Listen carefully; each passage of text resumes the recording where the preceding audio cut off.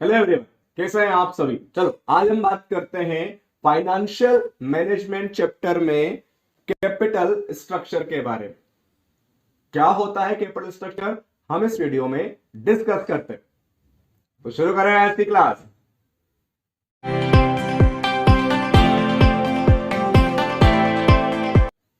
Capital structure का मतलब होता है कि एक पूरा body part of the business finance, जिसे हमारी बॉडी के पार्ट अलग अलग जगह पर हैं, लेकिन वो अपनी अपनी जगह पर अपना काम कर रहा है और उनका वही इतना इंपॉर्टेंस है, उतना ही इंपॉर्टेंस है उनका। हमारे पास दो आंखें हैं, दो ही आंखों की रिक्वायरमेंट। वैसे ही कैपिटल स्ट्रक्चर किसका स्ट्रक्चर होता है बेटा? एक बिजनेस के फाइनेंस का स्ट्रक्चर होता है। अगर मुझे बिजनेस करना है तो मुझे पहले अपना कैपिटल स्ट्रक्चर सही करना पड़ेगा। कैपिटल स्ट्रक्चर सही करने का मतलब होता है कि जो फाइनेंस में लेकर आ रहा हूं उसमें किसका कितना परसेंटेज रहेगा। जैसे हमारी बॉडी में सबका अपना परसेंटेज फिक्स है, अगर उससे ज्यादा हो जाता है वो तो बॉडी डिस्टर्ब हो जाती है। वैसे ही बिजनेस में भी हर एक फाइनेंस का अपना अपना क्या है बेटा? परसेंटेज फिक्स होता है according to the business nature. जैसे हमारे ह्यूमन बींग्स में भी किसी का परसेंटेज ज्यादा होता है, किसी पर्टिकुलर थिंग्स का, पार्ट का, बॉडी पार्ट का किसी का कम होता है। जैसे वाटर किसी के ज्यादा, ब्लड किसको रिक्वायरमेंट ज्यादा होती है, थिंग्स डिफरेंट डिफरेंट होती है। वैसे ही हमारे यहाँ पर भी अलग अलग बिजनेस में अलग अलग स्ट्रक्चर बनता है। तो कैपिटल स्ट्रक्चर बेसिकली होता है कि आप कहीं से अगर फंड लेकर आ रहे हो, तो मान लेते हैं कि आपको 100 करोड़ रुपए की रिक्वायरमेंट है। यू नीड 100 करोड़ रुपए in business, you used to business for growth, आपको आगे बढ़ने के लिए। तो ये 100 करोड़ रुपए कहां से कितना लें, that's called the capital structure. We have two option. What is it? The one is equity, another one is debt. Yes sir, we have two options. After that equity में भी हमारे पास ऑप्शन है, equity share, preference share, then retained earning, this is called equity. Debt में भी हमारे पास option है, डिबेंचर, टर्म लोन, creditors, और also the option available for debt also। तो किसका कितना परसेंटेज हमारे बिजनेस में रखना है? 100 करोड़ रुपए में से या 100% की बात कर लें, इस 100% में कितना परसेंट इक्विटी शेयर का रहेगा, कितना परसेंट प्रेफरेंस शेयर का रहेगा, कितना परसेंट रिटर्न अर्निंग का रखना है, that's called the capital structure. एक ऐसा स्ट्रक्चर क्रिएट करूं, एक ऐसा स्ट्रक्चर बनाऊं जिसमें मेरे हर एक फाइनेंस की जो कॉस्ट हो वो कॉस्ट मिनिमम हो और मेरा रिटर्न उस पर्टिकुलर बिजनेस कॉस्ट से मैक्सिमम हो। दो बातों ध्यान रखना पड़ेगा मुझे। मेरी कॉस्ट हर एक की, equity, preference, return earning, debt, कुछ भी, डिवेंचर, कुछ भी अगर हम ले रहा हूं तो मैं एक ऐसा स्ट्रक्चर बनाऊं कि इसकी ओवरऑल कॉस्ट, जो टोटल कॉस्ट होती है, ओवरऑल कॉस्ट बोलते हैं उसको, वो टोटल कॉस्ट मिनिमम हो बाकी स्ट्रक्चर के कंपैरिजन में। जैसे मान लेते हैं मैंने एक स्ट्रक्चर बनाया कि 30% ये रहेगा, 15% ये रहेगा, 15% ये रहेगा, 60% मेरी इक्विटी है। उसके बाद डेट में जो 40% बच रहा है उसमें 20% डिवेंचर रहेंगे और 10% ये दोनों बंदे रहेंगे। सो ये एक स्ट्रक्चर है। तो क्या ये स्ट्रक्चर बेनिफिशियल है? दूसरा ऑप्शन ढूंढना, क्यों ना मैं इसको बड़ा कम करके 20% कर लूं, इसको 20% कर दूं, 10 इधर कम करा, इधर बढ़ा देते हैं, इसको 10% ही रहने देते हैं रिटेन्ड अर्निंग को। ये 20 था, 25% कर ले, यहां 50 कर ले, यहां 10 कर ले। So this is how we can create structure. और हर एक स्ट्रक्चर का मुझे देखना पड़ेगा कि क्या ये स्ट्रक्चर मेरे बिजनेस के लिए बेनिफिशियल है कि नहीं। मैंने यहाँ पे स्ट्रक्चर बनाकर दे बताया आपको, क्या ये स्ट्रक्चर मेरे बिजनेस के लिए हेल्पफुल है कि नहीं। तो कौन से स्ट्रक्चर से मेरी कॉस्ट कम पड़ रही है। कैपिटल स्ट्रक्चर का डिसीजन लेना इतना आसान नहीं है बेटा। जैसे कैपिटल बजटिंग होती है वैसे कैपिटल स्ट्रक्चर होता है। मतलब यहां वहां कैपिटल बजटिंग में ये डिसाइड किया जाता है कि कहां पैसा लगाना है और अलग अलग ऑप्शन होते हैं। वैसे कैपिटल स्ट्रक्चर में जो पैसा लेने वाला हूं वो कहां से लेकर आए, क्योंकि इक्विटी भी अपनी कॉस्ट लेकर आता है। तो डेट भी अपनी कॉस्ट लेकर आता है। इक्विटी में रिस्क कम है, डेट में रिस्क ज्यादा है, बट डेट का परसेंटेज कम होता है क्योंकि उनकी सर्टेन रिस्क, सर्टेन अमाउंट है, उनको 10% से मिल रहा है, उनकी रिस्क बिल्कुल कम है, तो यहां डेट सस्ता मिलता है। इक्विटी का रिस्क ज्यादा है तो उनकी एक्सपेक्टेशन भी ज्यादा है। सेकंड थिंग्स, कितना अवेलेबिलिटी है आपके पास fund in terms of debt अभी करंट में, और कितने तक आप वो रेज कर सकते हो, कितनी आपकी कैपेसिटी है। इक्विटी आप लोगे तो आपका डायल्यूशन होगा अपने शेयर्स का, अपने कंट्रोल का। तो ये बहुत सारे फैक्टर्स हैं, बहुत सारी चीजें डिस्कस करनी पड़ती है, कंसिडर करनी पड़ती है मुझे जब मैं कैपिटल का स्ट्रक्चर बनाता हूं। तो हम एक एग्जांपल से समझते हैं। इसमें और इंपॉर्टेंट चीज होती है, हमने अपना फाइनेंशियल मैनेजमेंट का एक ऑब्जेक्टिव पढ़ा था, to maximise the share holders wealth. और शेयर होल्डर की वेल्थ कैसे बढ़ेगी, जब उनका शेयर प्राइस बढ़ेगा। शेयर प्राइस बढ़ना मतलब उनकी एक शेयर पर जो अर्निंग है वो इंक्रीज होना, it is called the earning per share, वो इंक्रीज होगी। तो कौन से स्ट्रक्चर से ये ईपीएस इंक्रीज होगी, क्योंकि अल्टीमेटली फाइनेंशियल मैनेजमेंट का मोटिव क्या है, वेल्थ मैक्सिमाइज करना, वेल्थ को बढ़ाना। और किसकी वेल्थ, शेयर होल्डर्स की। शेयर होल्डर की वेल्थ बढ़ना मतलब शेयर की मार्केट प्राइस बढ़ाना। शेयर की मार्केट प्राइस बढ़ाने का ऑप्शन हमारे पास है उनका EPS, earning per share increase करना।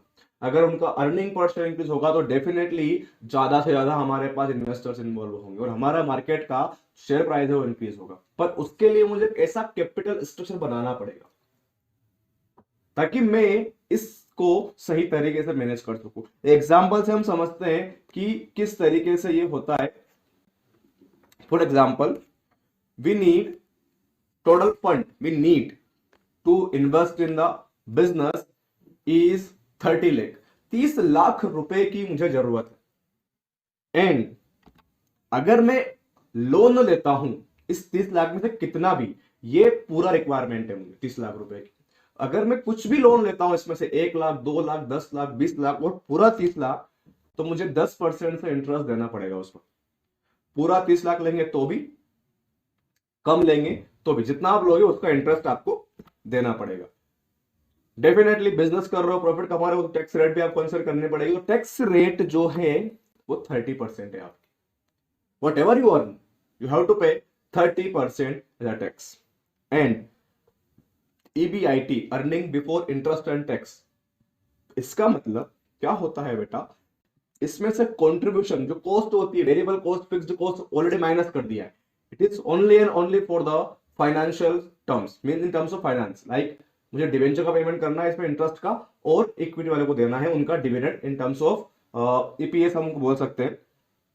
ईबीआईटी है इस प्रोजेक्ट की जहां मैं 30 लाख रुपए लगा रहा हूं, ये एक्सपेक्टेड ईबीआईटी कि इतना मैं कमा लूंगा उस पर्टिकुलर बिजनेस से, कितना, 4 lakh after all expenses, operating expenses. जो हमारे ऑपरेटिंग एक्सपेंसेस उनको माइनस करने के बाद मेरा ईबीआईटी है 4 लाख रुपीस, 4 लाख मैं कमा लूंगा उसमें से। And we have debt situation.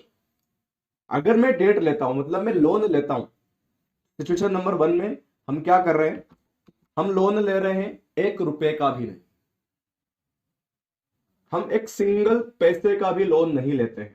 मतलब पूरा का पूरा 30 लाख हम क्या करेंगे, इक्विटी से लेंगे। मतलब इंटरेस्ट में नहीं देना है, मतलब 10% का जो इंटरेस्ट यहां लिखा हुआ है ये हमें पे नहीं करना है फर्स्ट सिचुएशन में। Situation second, we are going to take 10 lakh as a loan. So फिर क्या होगा सर, जो रिमेनिंग 20 लाख है वो हमारी क्या है, इक्विटी। 20 लाख रुपए हम कहां से लेने वाले हैं, इक्विटी से लेने वाले हैं। And condition number 3, we are taking 20 lakh as a loan and 10 lakh रुपए हम कहां से लेने वाले हैं, इक्विटी से लेने वाले हैं। Three option, rest fund with the debt. Equity का ऑप्शन है हमारे पास, लेकिन अगर हम डेट लेते हैं तो इन तीनों सिचुएशन में मतलब कितना परसेंट हमें डेट लेना चाहिए वो हमें यहां देखना है। कितना परसेंट हमें डेट यहां पर कंसिडर करना चाहिए वो हमें देखना है कि 20 लाख 10 लाख कितना मैं क्या करूं, मैं डेट लू 33% लू या 66.67% लू? 20 लाख कितना आएगा, अराउंड 70%, और 10 लाख मतलब अराउंड 30% हमारा लोन बनता है। मतलब 70-30 का रेशियो रखूं या 60-40 का रेशियो रखूं? When I have EBIT 4 lakh, जब मेरे पास EBIT 4 लाख रुपए, मतलब मैं कमा कितना रहा हूं, 4 लाख रुपए कमा रहा हूं। Let's see situations. EBIT EPS analysis बोलते हैं बेटा इसको, and we have 3 conditions. Situation number 1, situation number 2 and situation number 3। हमारे पास 3 ऑप्शन है। फर्स्ट हम EBIT लेते हैं। कितना EBIT है हमारे पास, चारों कंडीशन में कितना है, 4-4 लाख रुपए है सर। सो मैं लिख दे 4-4 लाख रुपए सब जगह। 4 लाख में यहां लिख देता हूं, यहां भी 4 लाख आएगा, and here is also 4 lakh will come. 4-4 lakh रुपए हम EBIT कमा रहे हैं, be very well know it. अब हम बात करें इसमें से इंटरेस्ट, तो पहले वाले का इंटरेस्ट तो नील आएगा, ये सबका नील नहीं है। पहले वाले का इंटरेस्ट नील आएगा सर, क्यों? Because we don't have debt, हमारे पास डेट नहीं है, हमने 1 रुपए का भी डेट नहीं ले रखा है। कंडीशन नंबर फर्स्ट में देखो हमारे एग्जांपल में, यहां पर डेट कितना है, डेट 0 है, ये डेट तो है बेटा नील, तो इंटरेस्ट कुछ देना ही है मुझे। सेकंड सिचुएशन में 10 लाख रुपए डेट है, तो 10 लाख का कितना परसेंट, 10% मतलब हमें इंटरेस्ट देना है यहां पर 1 लाख रुपए, माइनस करना पड़ेगा बेटा ये, because we are going to pay it. Third situation में हमारे पास डेट कितना है, 2 लाख रुपए का, सॉरी 20 लाख रुपए का, और इंटरेस्ट कितना बनता है उस पर, 2 लाख रुपए, माइनस कर देते हैं। 2 लाख माइनस कर दिया मैंने। आपको मैं बता दूं कि इनकम टैक्स डिपार्टमेंट टैक्स लगाता है आपके जो शेयर होल्डर की इनकम हुई है उस पर। आपको वो कंसिडर करता है कि आप आपकी फाइनेंस कॉस्ट एक्सेप्ट डिविडेंड आप माइनस कर सकते हो in terms of debt. Debt का जो भी आपका इंटरेस्ट मतलब कॉस्ट बनता है वो आप यहां से माइनस करोगे, उसके बाद हम टैक्स लगाएंगे आप पर, ये इनकम टैक्स डिपार्टमेंट बोलता है। So we have earning before tax, tax के पहले अर्निंग, इंटरेस्ट के बाद और टैक्स के पहले अर्निंग हम यहां देखें तो कितना कितना है हमारे पास earning before tax. Here is full 4 lakh. Here is 3 lakh. Here is 2 lakh.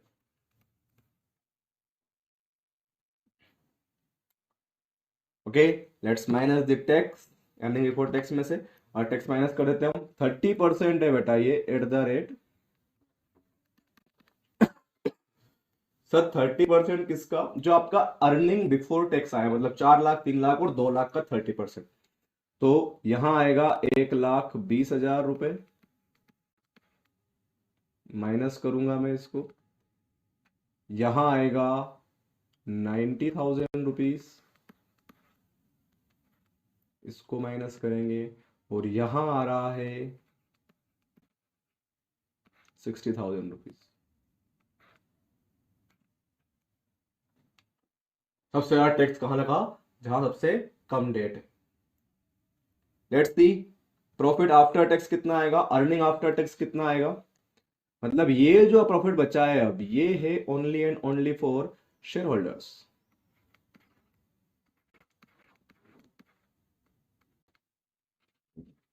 $280, $210 and 140। Okay, अब ये सबसे ज्यादा प्रॉफिट तो सर इसमें तो आ रहा है, जहां पर हम डेट ले रहे हैं सबसे ज्यादा प्रॉफिट वहीं दिख रहा है अपने को। भले टैक्स ज्यादा लग गया सर, लेकिन सबसे ज्यादा प्रॉफिट वहीं पर है। I am not saying that profit ज्यादा नहीं है, मैं कम नहीं, कम है सॉरी। मैं आपको ये बताना चाह रहा हूं कि अगर मैं इसको नंबर ऑफ शेयर से डिवाइड करता हूं तो क्या आता है, 2,80,000 रुपीज का प्रॉफिट हुआ, और हमने फर्स्ट सिचुएशन में 1 रुपए का भी लोन नहीं लिया। मतलब पूरे 30 लाख रुपए अपन ने इक्विटी से लिए। 10 रुपए का एक शेयर भी माने तो नंबर ऑफ शेयर्स कितने हो जाएंगे आपके पास पहले वाली कंडीशन में? 3 लाख, और 280 को 3 लाख से अगर डिवाइड करेंगे, so we get EPS in terms of point, and that will be 3.93 around. 1 रुपए से कम अर्निंग हो रही है पर share, because there is a huge number of share is there. Second वाले में नंबर ऑफ शेयर कितने हो गए? 2 लाख सर। 2 लाख कैसे हुए? 30 लाख रुपए था, 10 लाख का लोन ले लिया, कितना बचा? 20 लाख रुपए बचे। जो 20 लाख रुपए बचे, ये डिवाइड करें हम 10 रुपए के नंबर ऑफ शेयर से, तो डिवाइड बाय 10, तो 2 लाख नंबर ऑफ शेयर आएगा। और 2 लाख से जब मैं इसको डिवाइड करूंगा तो 1.05 पैसा आएगा।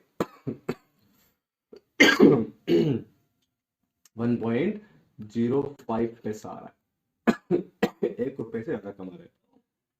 लास्ट सिचुएशन, जहां 30 लाख में से 20 लाख का लोन ले लिया और 10 लाख अपने लगाए। 10 लाख को डिवाइड करेंगे 10 रुपए से, तो नंबर ऑफ शेयर आएंगे 1 लाख, और 1,40,000 को जब मैं 1 लाख से डिवाइड करूंगा तो मेरी अर्निंग पर शेयर आएगी 1.40। अरे सर ये क्या हुआ? एट द एंड तो समझ में आया कि जो हम छोड़ रहे थे वही सबसे अच्छा पॉइंट था हमारे लिए, डेट ज्यादा लेना। Yes definitely. और ये जो हमने कंडीशन पढ़ी है, ये समझाया जो मैंने आपको ये पॉइंट, ये एक कंडीशन है when our EBIT is 4 lakh and that is called trading on equity. इसका मतलब हम लोन ज्यादा लेते हैं और हम क्या कर रहे हैं, हम खुद का पैसा कम लगा रहे हैं। इसको फाइनेंशियल लेवरेज भी बोला जाता है। कितना पुश कर रहे हैं हम हमारे किसको, डेट को। इससे जितना ज्यादा पुश करेंगे उतना ज्यादा हमें ईपीएस मिलेगा। But the condition is that your EBIT should be good और better. It's all depend on EBIT. Sir ऐसा क्यों? ईबीआईटी कम होगा तो कुछ अलग आंसर आएगा क्या? Definitely the answer will be change if the EBIT is less. Let's see another example. The first one is same, we need 30 lakh rupees. Interest rate is also same 10%. Tax rate is also same 30%. Now EBIT is 2 lakh. EBIT 2 lakh रुपए ही है। आप situation हमारी तीनों same रहेगी बेटा, कि 10 लाख का लो और बाकी 20 लाख अपन क्या करेंगे, इक्विटी से लेंगे। इधर 20 लाख का लो, बाकी 10 लाख अपन इक्विटी से लेंगे। ये सिचुएशन सेम रहेगी। But turning point is that कि उस पर्टिकुलर प्रोजेक्ट से मेरी ईबीआईटी कितनी है। ईबीआईटी है मेरी कितनी? 2 लाख रुपए। Let's see, same situation, same condition, we have EBIT now 2 lakh. तीनों केस में 2 लाख है।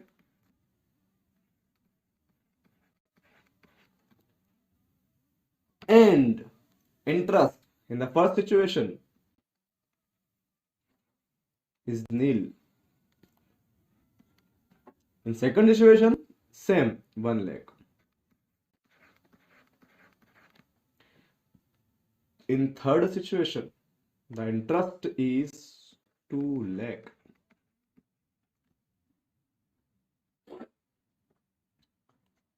The first situation, earning before tax is 2 lakh.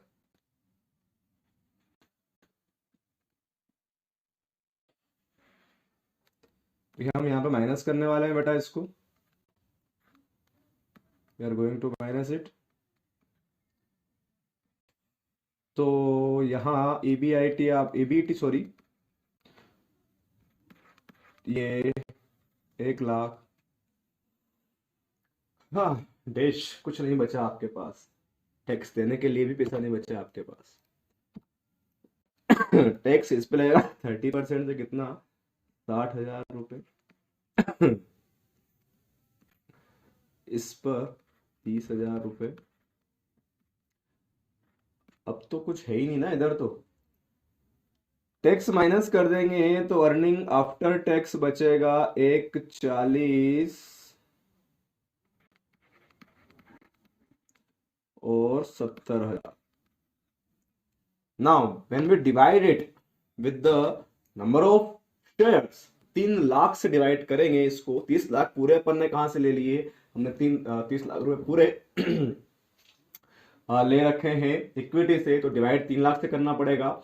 Divide जब मैं 3 लाख से करूंगा तो अराउंड कितना आएगा, ये 4.46 या 47 कुछ आएगा। ओके, व्हेन डिवाइडेड बाय 2, क्योंकि ये अब यहां पर हमारे पास जो है सेकंड सिचुएशन में कितना इक्विटी हमारे पास बेटा, सेकंड सिचुएशन इक्विटी हमारे पास है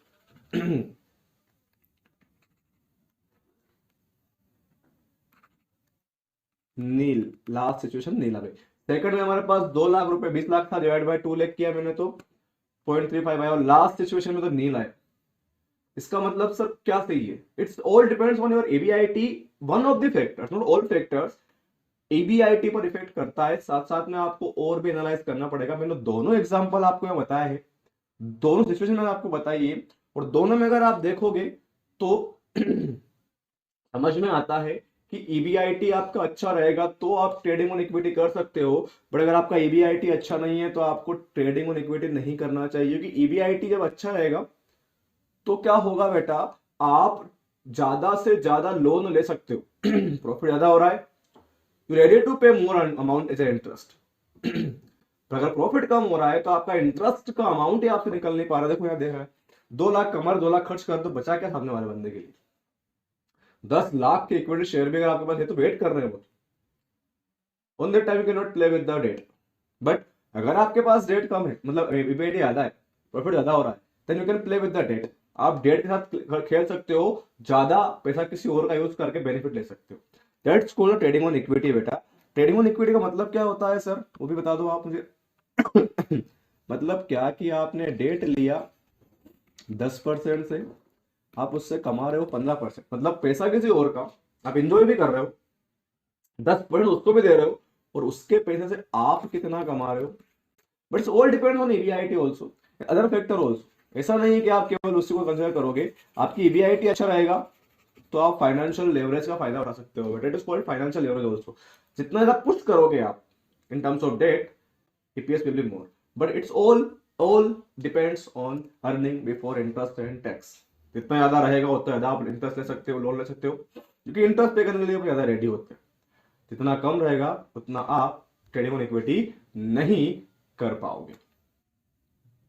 okay, let's see now which factor affect the capital structure of the business.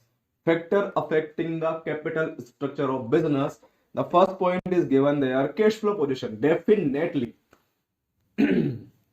आप बिजनेस में एक स्ट्रक्चर बना रहे हो, इसमें डेट ज्यादा है, इक्विटी कम है, या दोनों में देखें अपन तो डेट वाले को इंटरेस्ट देना पड़ेगा तो इक्विटी वाले को डिविडेंड देना पड़ेगा। डिविडेंड का अपन पोस्टपोन कर भी सकते हैं, लेकिन इंटरेस्ट का पोस्टपोन नहीं हो सकता बेटा। तो आपको ये देखना पड़ेगा क्या कितना कैश अवेलेबल है मेरे बिजनेस में, उस हिसाब से मैं क्या करूंगा, हमारे जो डिबेंचर होल्डर्स है, टर्म लोन वाले, उनको इंटरेस्ट कितना मैं देने के लिए रेडी हूं, कितना कैश, कितना लिक्विड अवेलेबल है, उससे हिसाब से मैं क्या कर सकता हूं, कैपिटल स्ट्रक्चर क्रिएट कर सकता हूं। Interest coverage ratio, interest coverage का मतलब होता है कि आपका जो ईबीआईटी है, उस ईबीआईटी से आप इंटरेस्ट कितने टाइम कवर कर सकते हैं। क्या मतलब सर, समझ में कम आया? का मतलब ये है कि अगर आपके पास 10 लाख का इंटरेस्ट एज अ लोन देने के लिए आप चाहते हो एज अ इंटरेस्ट, तो क्या आपके पास इससे ज्यादा, मान लो 50 लाख का है, then we are enough 5 times हम क्या कर सकते हैं, दे सकते हैं क्या, हमारे इंटरेस्ट को। फॉर्मूला उल्टा हो गया ये, ईबीआईटी डिवाइड बाय इंटरेस्ट आएगा कि 50 लाख का ये है और 10 कितना कवर कर पा रहा है आपका प्रॉफिट इंटरेस्ट को, वो होता है इंटरेस्ट कवरेज रेशियो। 50 लाख का ईबीआईटी और 10 लाख का interest, we can pay in 5 times, 5 बार हम पैसे कर सकते हैं। तो we can take more interest, more loan and we can also pay more interest. आप 20 लाख तक का इंटरेस्ट पे कर सकते हैं, 30 लाख तक कर सकते हैं, because we have 50 lakh rupees. तो कितना टाइम आप कवर कर सकते हो, that is called the interest coverage ratio, उस पर फर्क पड़ता है। लेकिन समटाइम क्या होता है, EBIT is goods in paper, in financial statement, but we have to pay it in terms of cash. तो जरूरी नहीं है बेटा कि हमेशा EBIT के बेसिस पर लिया जाता है, उस टाइम पर आपको कैश भी देखना पड़ेगा, आपके बिजनेस में कितना कैश अवेलेबल है आपके पास। डेट सर्विस कवरेज रेशो मतलब कितना आप सर्विस प्रोवाइड करते हो अपने प्रॉफिट बिफोर टैक्सेस से, कितने टाइम आप डेट कवर कर सकते हो, कितना ऑब्लिगेशन से आपका ओवरऑल डेट का इंटरेस्ट प्लस अदर ऑब्लिगेशन, उसको वही फैक्टर कंसिडर करना पड़ता है मुझे, ROI। जहां पर भी आप पैसा लगा रहे हो, 100 करोड़ रुपए का आपने स्ट्रक्चर बनाया और उसकी ओवरऑल कॉस्ट मान लो 20% है, दैट इज ह्यूज, बट फिर भी उसका 20% से एटलीस्ट कुछ तो ज्यादा होना पड़ेगा आपका ROI।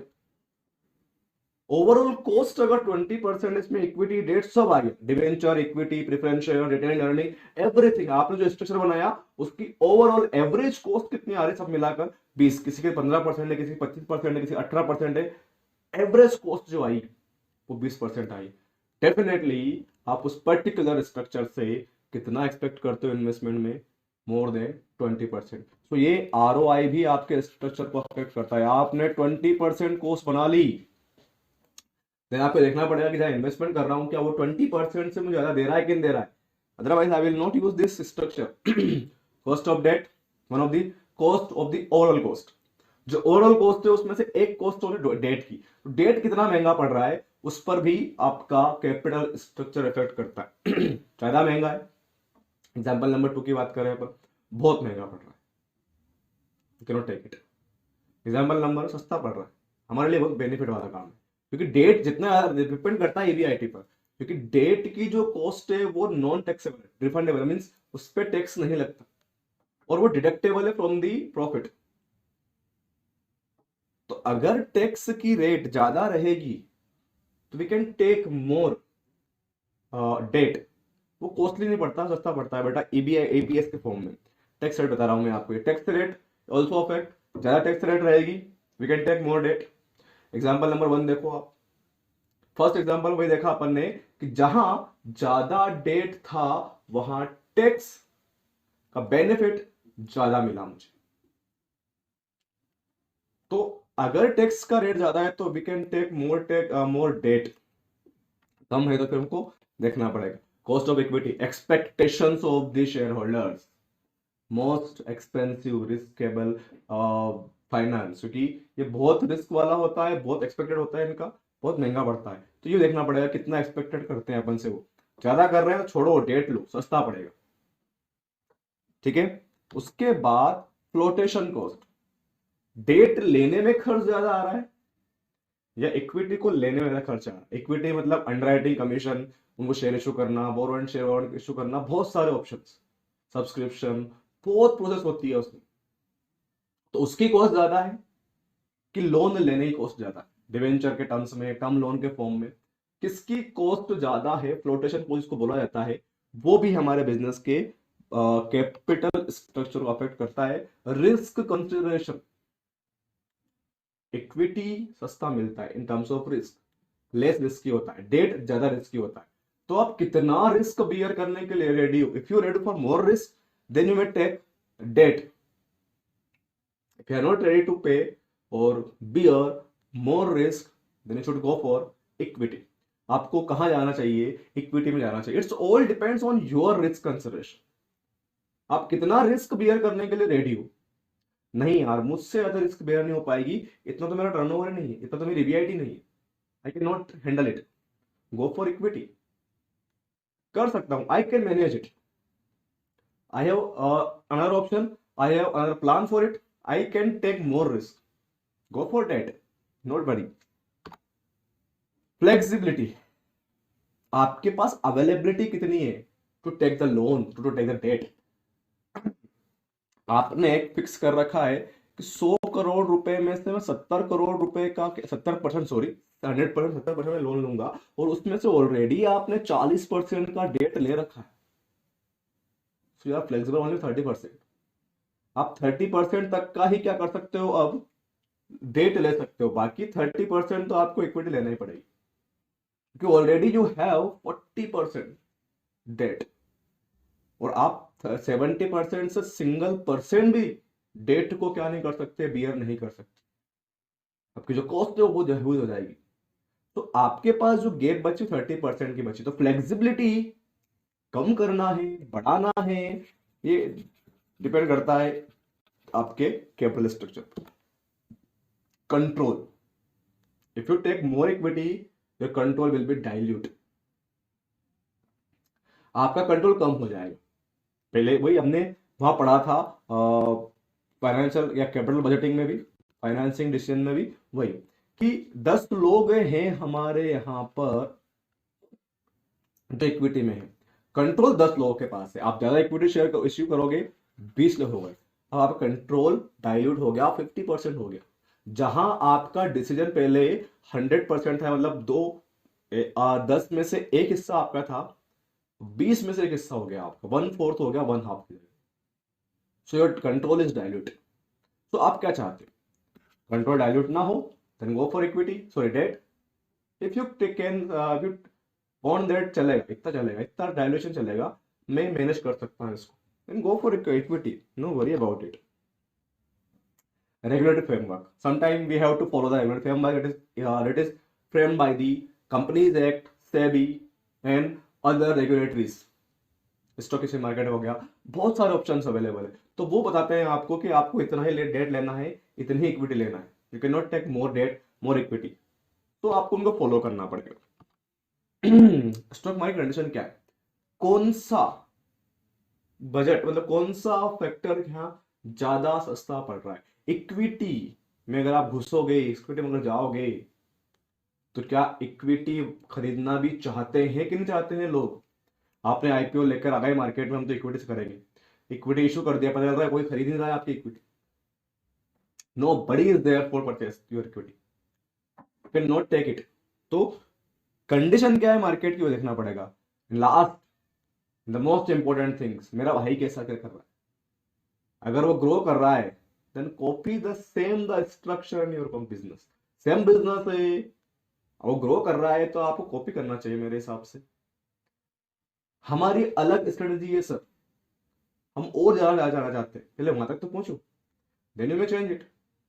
जहां वो ऑलरेडी वो है वहां तक तो पहुंचे हम उस स्ट्रक्चर के थ्रू, देन यू में चेंज इट ना।